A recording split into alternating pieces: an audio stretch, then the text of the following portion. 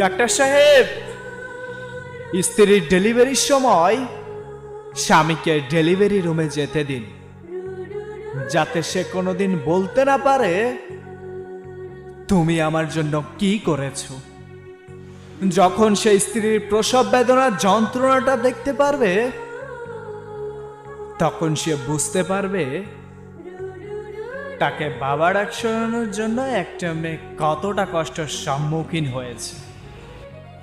যে স্ত্রী মৃত্যুর সাথে লড়াই করে তোমাকে বাবা ডাক শোনানোর জন্য এতটা কষ্ট সহ্য করে, তখন সেই স্ত্রীকে বুকে আগলে রেখে সারা জীবন ভালোবাসবে।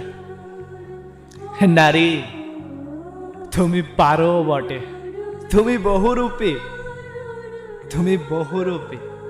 সকল কষ্ট সহ্য করার পরও সবকিছুই মানিয়ে নিতে পারো।